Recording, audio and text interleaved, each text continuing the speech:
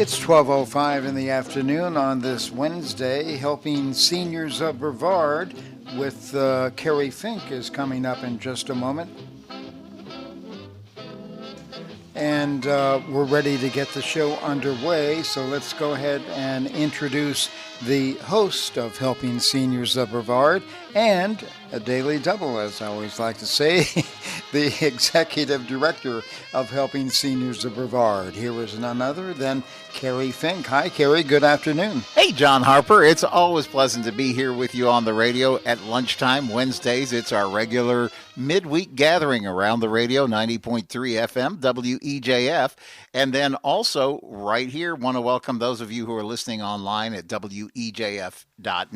And you know, in addition to that, we want to welcome those of you who are listening online as well, so that you can hear us right on any place you get podcasts. You know, every place from iTunes Radio to Amazon Alexa or iHeartRadio, wherever you find a podcast, you're going to find Helping Seniors Radio there as well. Because one of the things we've learned along the way is many folks join in locally from right here in Brevard County, hear us live on the radio or online.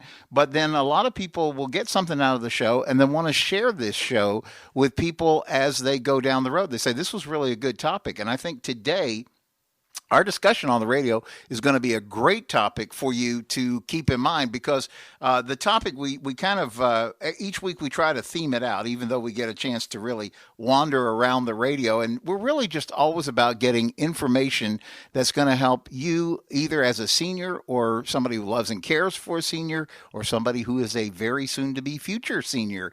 We hope everything that we talk about is going to be helpful for you. So today the topic is the help you need when you need it most. And I want to give a little bit of a preamble to that before we dive in, because Joe Steckler, who's the president and founder of Helping Seniors, he's the guy that created the Brevard Alzheimer's Foundation. He started that after he retired from the Navy as a captain. His last command in the Navy was the Navy's retirement home in Gulfport, Mississippi.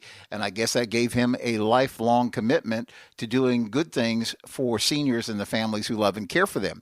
So when he and his lovely wife, Terry, retired here to Satellite Beach, Joe couldn't stay retired. So he goes out and creates Brevard Alzheimer's, gets built what they call Joe's Clubs, which are those adult daycare centers located throughout Brevard County.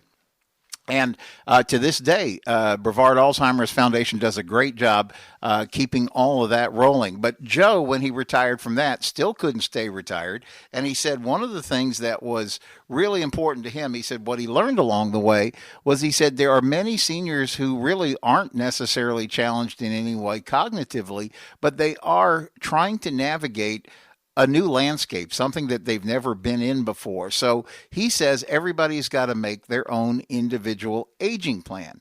And I remember when I first met Joe, I was a little bit like, what's an aging plan exactly? You know, and the best thing I could distill it down to after we talked it about is we live in Florida. If you've been in Florida for more than a day, you know we can occasionally hear about hurricanes, and they tell us we need a hurricane plan. It does not mean you want the storm. It just means you want to be prepared and know what you would do. And that's kind of like what aging plan is. It's to help you understand that there are certain things you might run into, so let's get a plan ahead of time. We euphemistically in the Helping Seniors world call that getting your ducks in a row.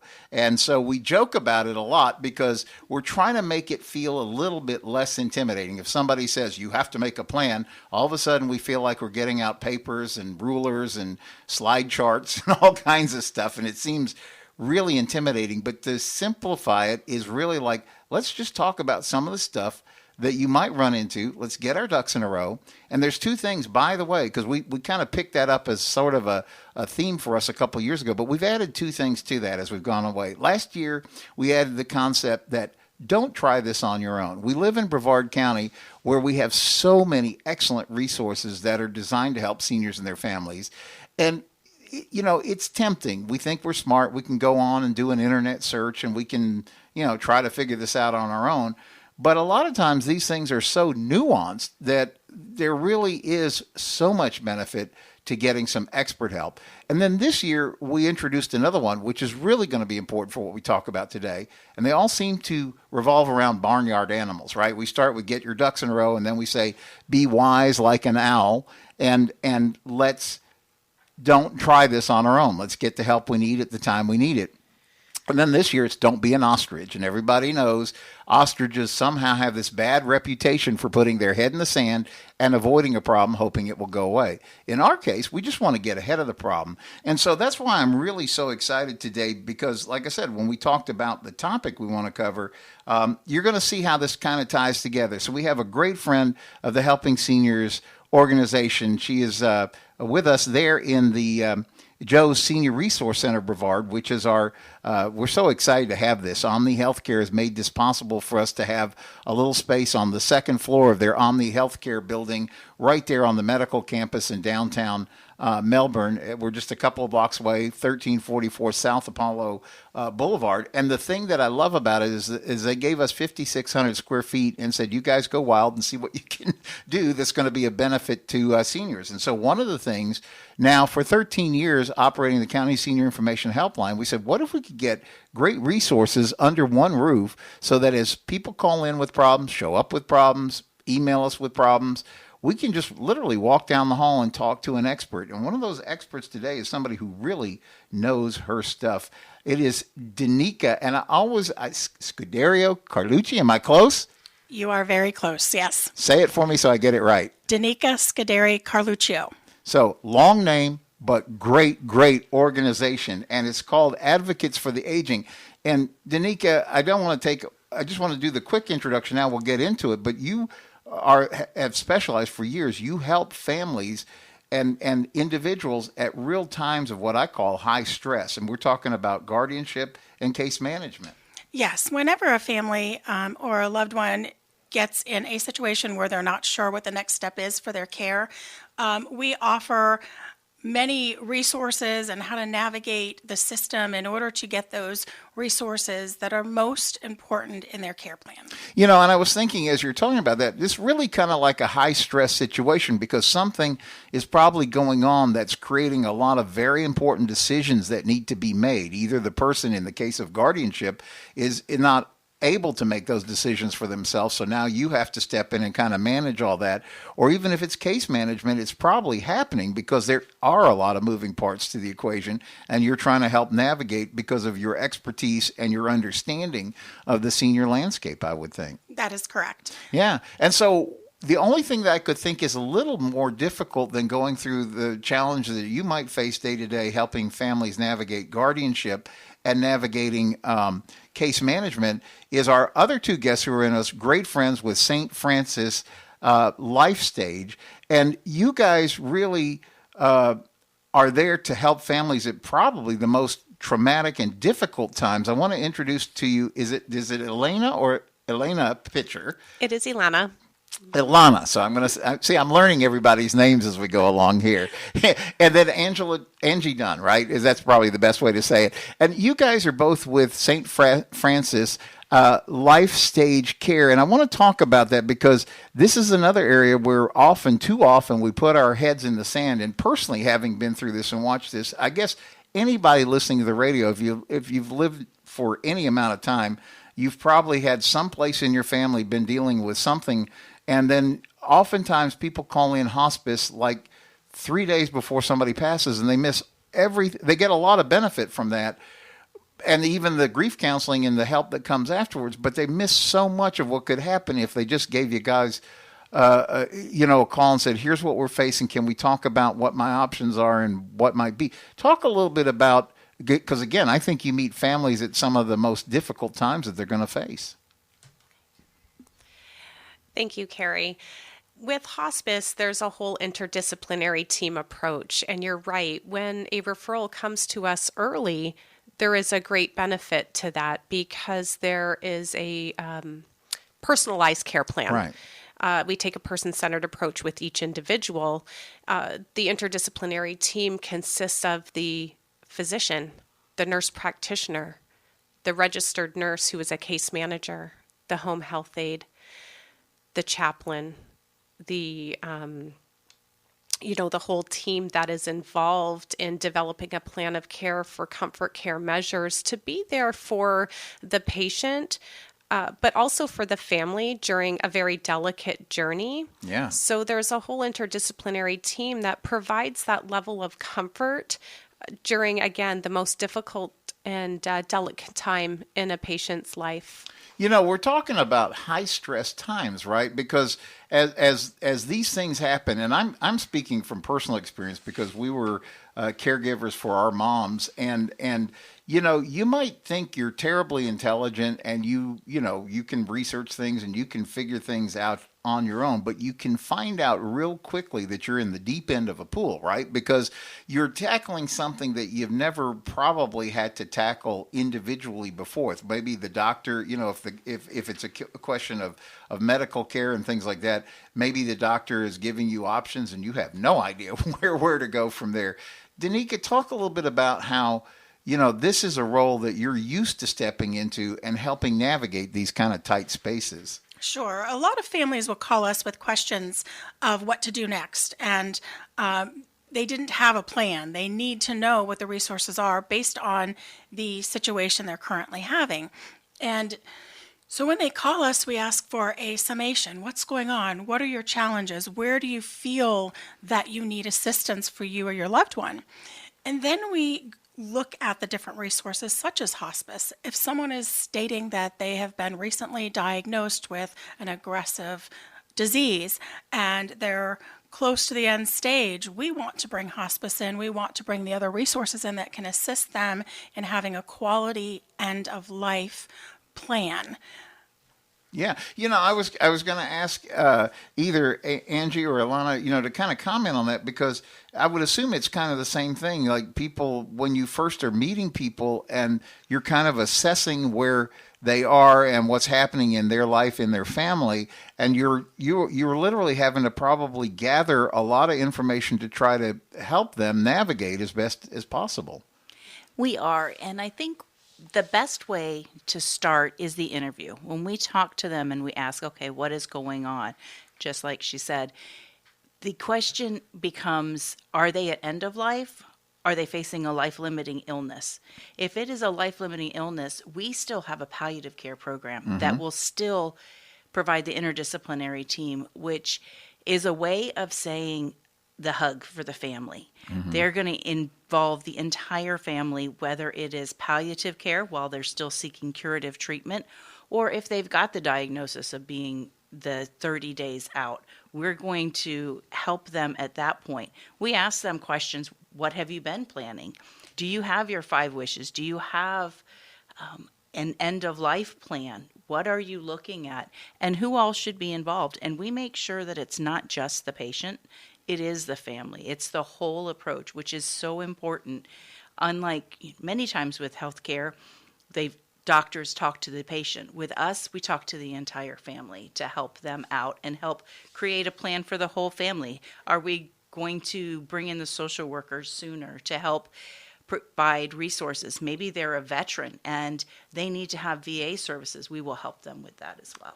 I was thinking about how families may bounce into these kind of situations, because I was thinking, like in our own family, we had a family member that had a diagnosis of cancer, and there was a surgeon who was going to take a look at this person, and they said, "Oh no, I can't do anything surgically. It's just basically, go home and prepare for the end."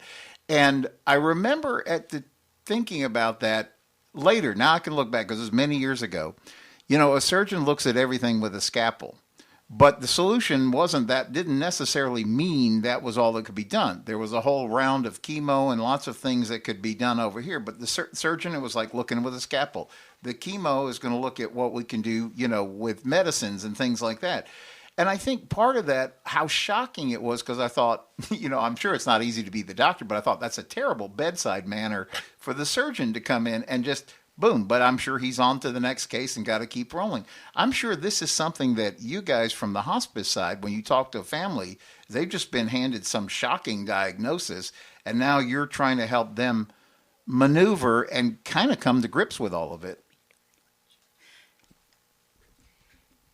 You're absolutely correct. And I truly believe with a hospice organization that are experts in hospice and palliative care help the families navigate those types of conversations and the news that they have received, navigating them to help make the best decision of what program would be appropriate for their loved one.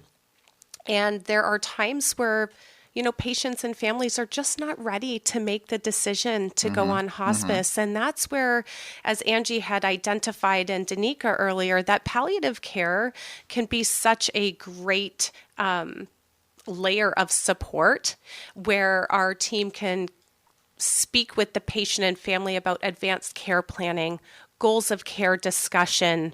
And as they journey through their palliative care program initiative, then they could maybe segue into hospice and feeling more comfortable when having those discussions with regards to making the decision of when is the time is right to admit onto hospice services. Yeah. Danica, you're taking a lot of notes. You want to jump in on that? Because I'm sure so often that's what's happening to you too, right? A family has just gotten something. Now they're probably maybe even more confused than they thought they were going to be at the outcome of what the doctor said.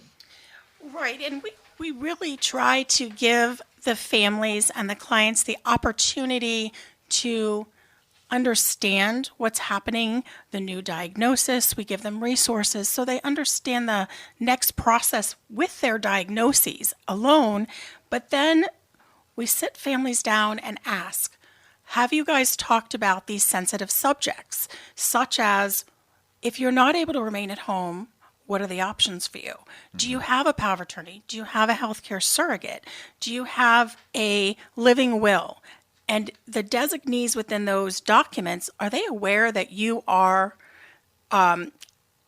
designating them for their role and what that role entails? So we do a lot of education with the families, and we make sure that they are prepared for the future. And if they're not, we have the resources to get them on the road so that their care plan can be their own individualized care plan.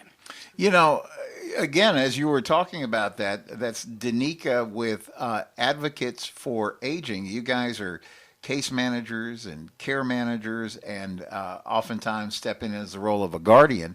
But it really seems like you're helping people to navigate really complicated situations. And I got to tell you, the other thing back to that story that I kind of think maybe sets as a backdrop is, you're going in for one thing. The doctor, basically at that point, he or she has just dropped you.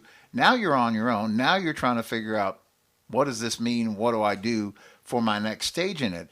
And so then, as a normal person, what's the background we really have to try to start making decisions?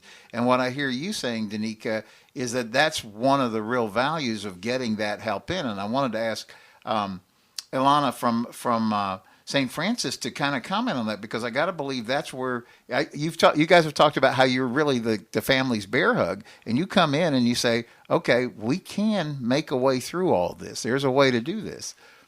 Absolutely. It's very important that the family and the patient are empowered about hospice. There are so many, I believe, fears and misconceptions with when someone brings up the term hospice. Yeah. What does that mean? We are there to provide a holistic approach for the patient and the family. And we talk about that through, it's not just hospice and palliative care that we're offering, but how we're there to support them through early grief. We follow our patients' families for 13 months after they pass for grief support.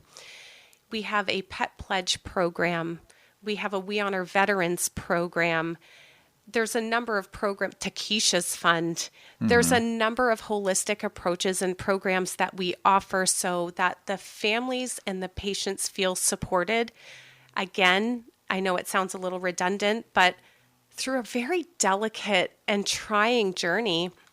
So you're absolutely right. We have to provide caregiver education and caregiver support to help them really understand hospice and debunk the fears and the myths that sometimes our community, is led to believe about hospice and palliative care, and really understand the difference between hospice and palliative care and how it can benefit families and patients. Everything that you're saying, I was thinking about. I remember talking with Joe early on, and he said he used to, when he was doing the shows, because he would host these shows himself for many years. Joe just turned 90. There's not a day that he isn't working actively on helping seniors. But many years ago, he said, Kerry, you're going to take the baton and try to run with the radio and all that. But I do remember him saying back in Brevard Alzheimer's days, he would do shows to help people put together an aging plan. And there was 3 areas that he felt were so important to cover. So you got to roll the clock back. We're talking from mid-90s. And he said, I wanted to talk to an elder law attorney because I wanted people to understand paperwork. He said, I want to talk with a financial planner to make sure people's money will work for their lifetime. But he said, the other person I really wanted to bring in was somebody from a funeral home so that we could have these conversations that people refuse to have right before the fact. And Joe's point was always, if you love your family, you'll put some of these things together in advance because you love your family. You don't want them to be stressed out at times when they don't need to be as stressed out, because you've already expressed, like you were talking about, the 5 wishes. You've already expressed, this is my preferences. And you're making it, it's already tough enough on the family, right? But you're making it easier now for them to react. Angie, say what... Oh, absolutely. The 5 wishes is such a special document to have for your family. It is a gift. What the 5 wishes was founded by a gentleman who worked alongside in hospice. And he said, I've watched these people pass, and the important things in life that they don't think about that affect all of their family. And it is the wishes. It's what do you want when it comes to the end. And it's a lot more emotional even than just saying, this is the person who decides what happens with my healthcare. It's more than healthcare surrogate. It is like a living will with a heart. That's what it is. What do you want? How do you want to be treated? How do you want to be spoken to? Do you want to have music playing with you? Yeah. And this is so important. It doesn't matter your age. Everyone should have this, because there's no telling what's going to happen to you. You can be a 20-year-old and be in a car accident or have another situation, and this helps your family know what you want done. So it is important for all of us to make sure that we have these things prepared. Angie, thank you. And we're going to be back on the second half of the Helping Seniors radio program. And we're going to continue this conversation. And we're going to talk about the definition of some of these terms so you get it straight from how you're supposed to think about it. We'll be back with the second half. 12:33 now in the afternoon here on 90.3 FM. Ready to get the second half of Helping Seniors of Brevard underway in just a moment. Kerry, Fink, and Never Fails. Everybody who's in the studio loves the opening theme. We love that music, don't we? It's great. We called it the music of your life. That's right. That's Glenn Miller. Yeah, good stuff. Well, welcome back to the second half of the Helping Seniors radio program. Every lunchtime, Wednesday, we gather around the radio, 90.3 FM, WEJF. And then also, if you're listening to us online, thank you for being there at WEJF.net. And if you're missed any part of the show, the great thing is we do these as podcasts. So if you're just tuning in, no worries. You can go back and get some of the conversation that we've already been having along the way here, because I think today's program is really important. It's called The Help You Need When You Need It Most. And I want to reintroduce our guests, because we were just continuing the radio show during the mid-show break. And I said, every bit of this we need to be talking about on the air. So first, let me reintroduce from Advocates for Aging, a great company that does case management, care management, everything all the way up to guardianship. Danica, I'm gonna get to Danica Scuderi-Carluccio. Was that close? You got it. You nailed it. Oh, wow. We've been friends for a long time, but I'm always just calling her Danica, and I'm not always like, I got to use all this extra nameage, but it works. So I did it. Okay, good. And Elana Pitcher from St. Francis Reflections Lifestage Care, welcome back. And also Angie Dunn. How are you guys? We are great. Thanks for having us today. You know, what we were talking about during the break is we really want to begin with some definitions on the second half because, you know, I always think like, okay, if you ask the average person, you remember how they used to tell us in school there's no dumb questions? And so go ahead and ask that question in class because, you know, what you're going to ask is probably what 5 other people in class are thinking. And so I often go, I don't mind being the dummy because I really don't know. And I need to ask these questions because I'm not sure I know. And I hope it's hopefully helpful to you too. The reason I'm saying that is when somebody throws out the word hospice, it creates all these connotations, some of which may be correct, but many of which may be just misperceptions. And so somebody goes, oh, didn't you hear so-and-so is on hospice? And then you're thinking like, well, we got to plan a funeral tomorrow. And so I don't know. There's so much all cloaked in all that. How do we start to unpack it? How do you guys explain to a family what hospice is? That is such a great question because the misnomer about hospice is it's the big H word. The thing that you always hear when someone mentions my loved one went on hospice, the very first thing somebody says is, I'm sorry. Really, we should be saying, oh, good for you. Good for you that your loved one is going to get that care. So hospice is not a place to go to die. Unfortunately, that's what most people think. That's why they say, I'm sorry. They think that it means that your loved one is dying right away. That's not what it means. What hospice means is we have a plan for you. It is a plan of care. It is a whole different kind of care than what we are used to when we go to the doctors. As Elana was talking about, it is an interdisciplinary team care. What does that mean? That means we have a team of people who are, as she mentioned, doctors, nurses, social workers, chaplains, therapists that do massage therapy. We have bereavement coordinators. We have volunteers that will come and sit with patients. This is what happens. It is a type of care where we come in and say, okay, what do you need? What is your situation right now? What is going on with your medical condition? How can we make you comfortable? And that's what we do. We make them comfortable. We make their family comfortable. We are their family's best friend. We can answer every question. We are there with them through the entire journey. And wherever they call home is where we get to meet them. Sometimes it's in their house. Sometimes it's in a facility, maybe an assisted living facility, which is a great place to be. They have lots of programs. It could be a hospital even. It's wherever they are home. We come to them. We hang out with them. We take care of them and the family. And in the beginning, if you call us when you get a diagnosis, here's what I'm facing. My loved one has a terminal diagnosis. That's when you reach out.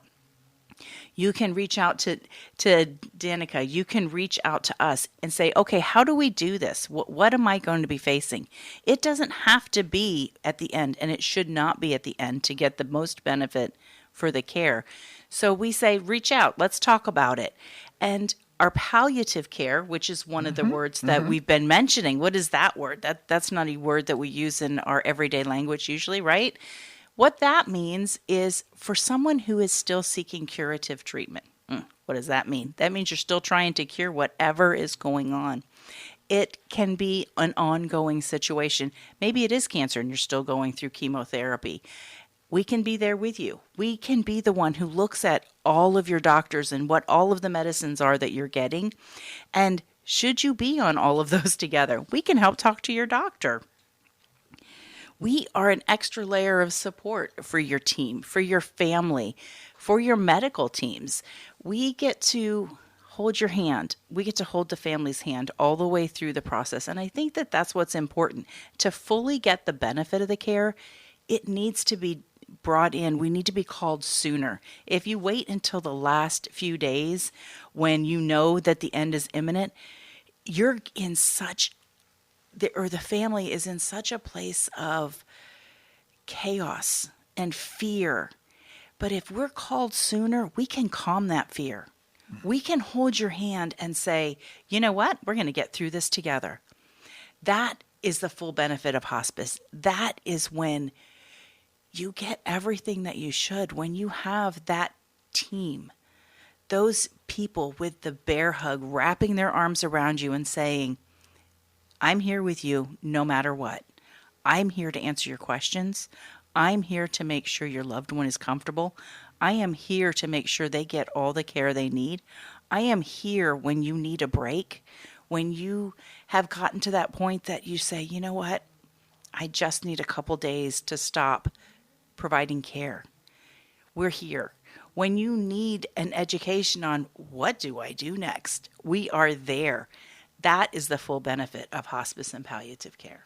You know, I was thinking, it was so interesting. I love the response that you said to the family when they say, you know, oh, I've just been, you know, my loved one is now been recommended for hospice, and everybody says, I'm sorry. And I like how you responded, because I wanted to say that, at least in my personal experience, and we were talking about this, I have seen people graduate from hospice. And a lot of times, I don't know how to explain it, but I wanted to say this and see if this makes sense or if it's on the right path, is a lot of times when you're in the middle of fighting doctors, I've heard so many people at the end of the life say, I'm just sick. I don't want another medical appointment. I don't want this. I just need to go home and I need to be comfortable. And then all that rushing to a doctor, all that stuff kind of doesn't exist, and everybody can focus on quality of life.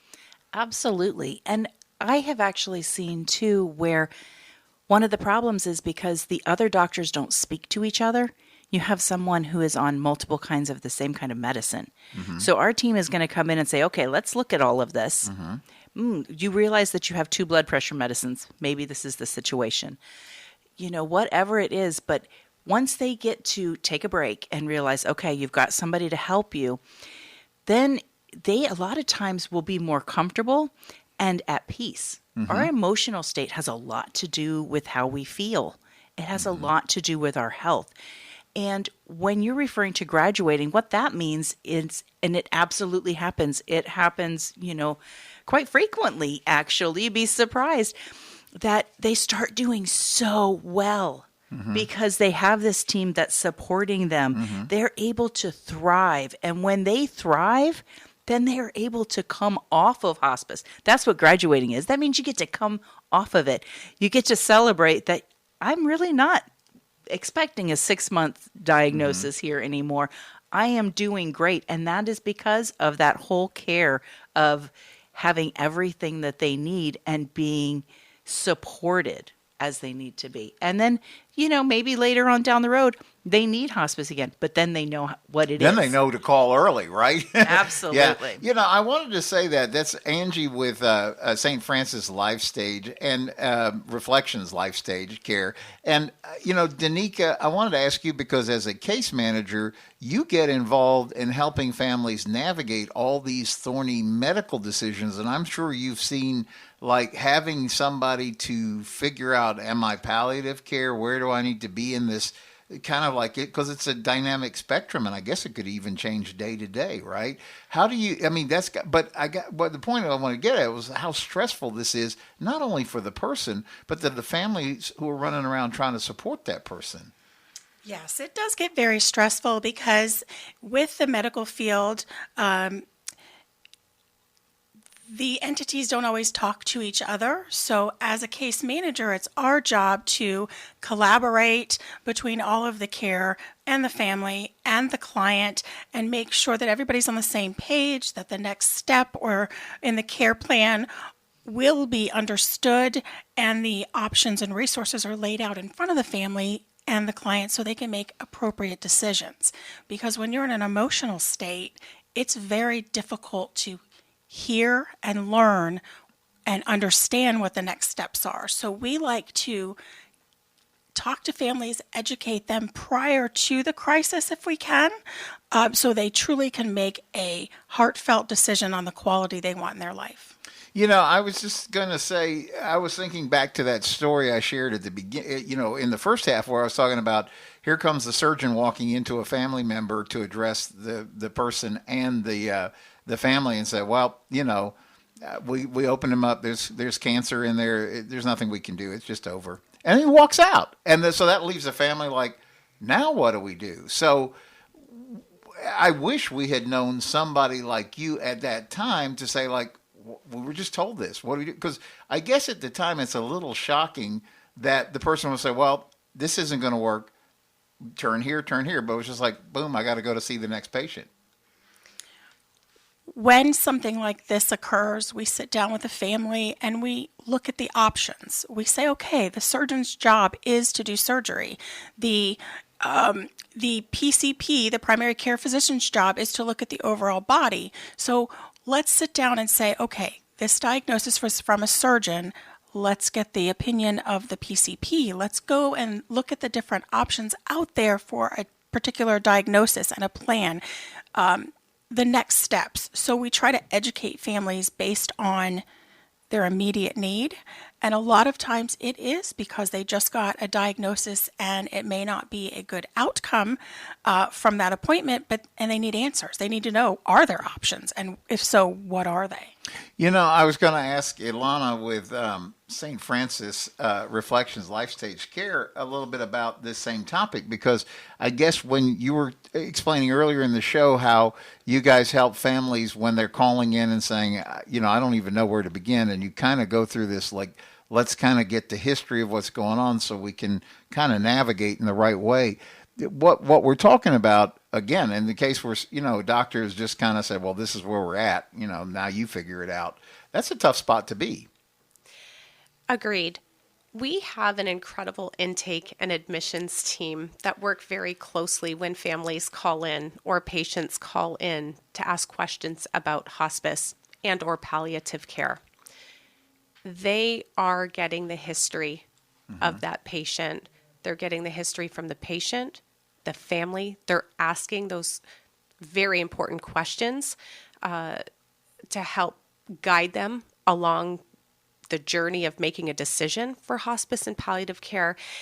It's so important to hear the family, to hear the patient, to ask the right questions, giving them an opportunity to share their story and where they're at. My colleague, Christine Armando, had said, it's getting back to the basics. It's taking time to hear people and what really matters most to them. Yeah.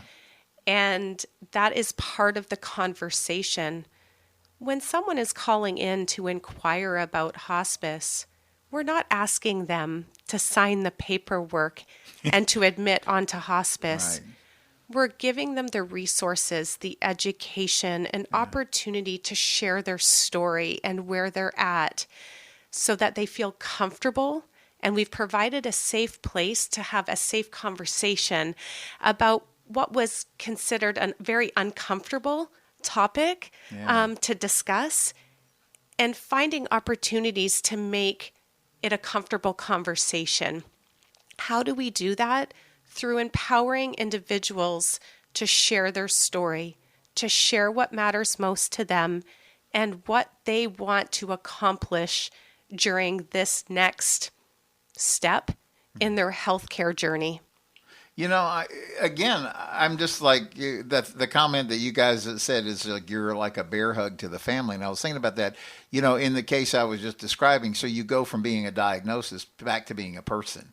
And then you have somebody who's really like, I'm here. I know this is not news that you wanted to hear, but here's how we can work with that and make it work in the best way possible, given everything that's going on. I mean, that's what I'm hearing. There's another thing I want to touch on real quickly. I want to reserve a little bit of time because I have a couple of announcements that I want to talk about on the Helping Senior side, but I do want to get this in. We do a fundraising cruise on the Helping Senior side. We're actually going to do our 4th annual Helping Seniors Foundation Cruise.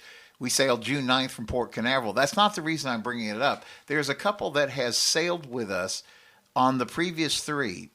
They met through a hospice grief counseling. So the other part of what you guys do, and their mission in life now, is to help other people not be afraid of going through it, because they both went through it in their own family, lost their spouses, and then found each other through the grief session. And this is the support that we don't talk about enough, where you guys are there to help on that side too. So that is very true. And we hear a lot of wonderful stories about that. So our teams we have a grief support program. We actually have a couple. We have one for children because children grieve differently than adults. And when a child has faced a loss, we have a special team that will work with them that's in age-appropriate ways that is tailored to be a peer-to-peer approach, because a child wants to be around somebody else that understands what they're feeling. I mean, don't we all? We all want to have somebody to be able to speak to somebody that knows what they're going through. So we have that for the children, and they have all kinds of programs that they get to do, whether it's butterfly releases and a memorial. They do crafts, all kinds of things to help them work through their journey so that as adults, they are healthy. They understand how to grieve in a healthy manner.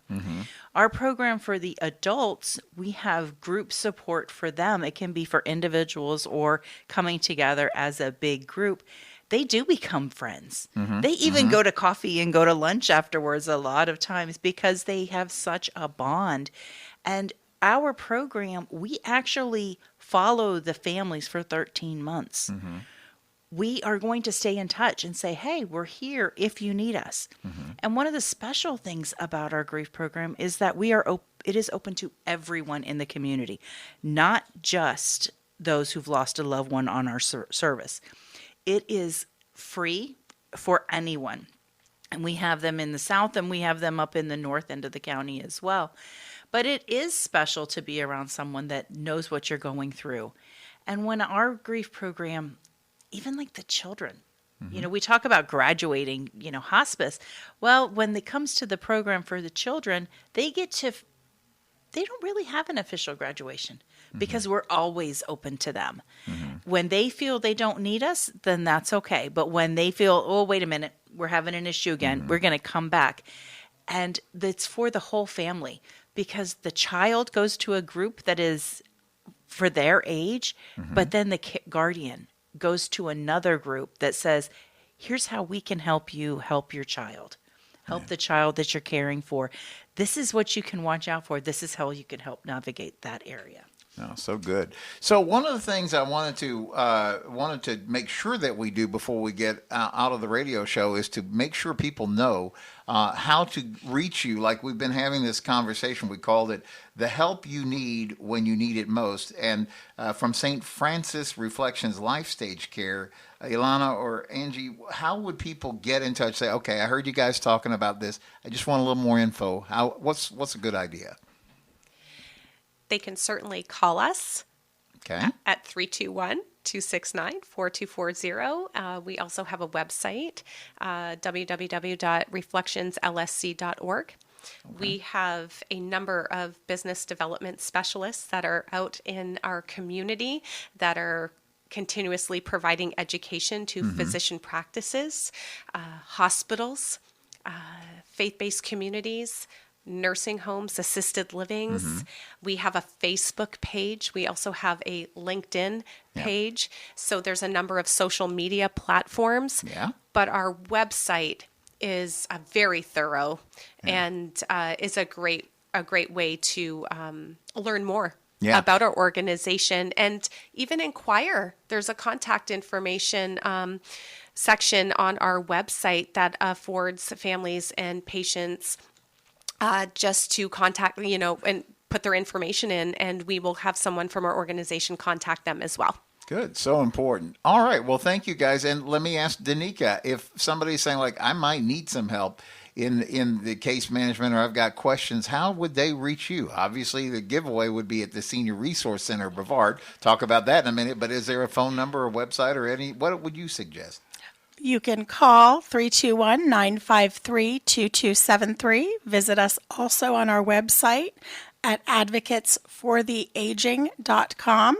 We are also on Facebook and Instagram and in the Joe Steckler Resource Center in the Omni Building. Yeah. And so really with that, I want to also kind of make sure you grab a piece of paper and pencil because I'm going to try to give you a couple of dates and a couple of things I would hope that you would find valuable. And I'm also going to give you our Helping Seniors info line because if you missed any of the numbers to reach Elana or to reach Angie or to reach Danica, if you call Nancy or Karen at 321-473-7770, that's the Helping Seniors info line, we'll make sure that we get you to the right place. And a couple of things that I want to talk to you about getting you to the right place is you heard me talking about the 4th annual Helping Seniors Cruise.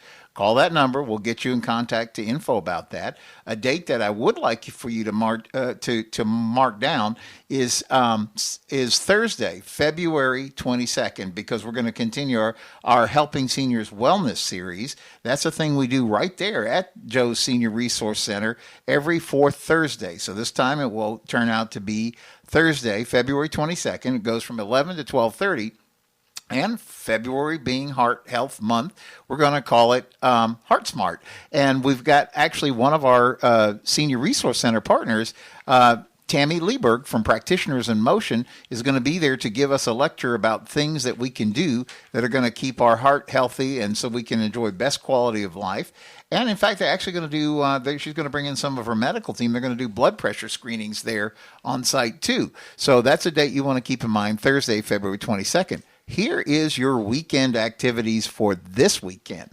Let me share those. As those of you who have been around Helping Seniors for any amount of time know, we are all about the Helping Seniors car raffle, which is a thing that Joe Steckler created with his friend AJ Hires, the car dealer behind Boniface Hires, had set up going back into the mid-90s. They've been raffling cars for charity. And to be honest, in our little Helping Seniors nonprofit world, this is about half of the support we need to do the work we do in the community. So you helping us when you buy a Helping Seniors car raffle ticket is probably one of the best things you can do that helps keep this little organization going. And it's fun, and you could go home in a new car. So the date for that is actually going to be October 27th, and we're going to be back at the American Muscle Car Museum. There's a lot of stuff for us to talk about. Not quite ready. We're gonna kind of like do a little reveal because the cars, you're going to have 6 choices. I'll give you that much in this year's car raffle, and it's called Choose Your Adventure. You're going to decide which automobile that you get to choose from, and they are 6 amazing options. We're going to get into those as we go along in the month of February. We're actually going to have a big reveal event on February the 22nd. Did I say that right? 24th. It's the Saturday. It's that last Saturday in February. We're having an open house at our office, and we're going to have a car show out there. You're going to be able to see all 6 cars. But this weekend, we are actually going to be Saturday at Trinity Wellsprings Church for the 15th annual Higher Power Car Show, and we're going to have 2 of the cars on display. And actually, that's your very first, if you want to buy raffle ticket 0001, because that's the ticket you want to get, that's the day to get it. And Sunday will be at the American Muscle Car Museum, so we'll see you there. So we look forward to seeing you next week. Thanks, guys, for being in the studio with us today on Helping Seniors Radio.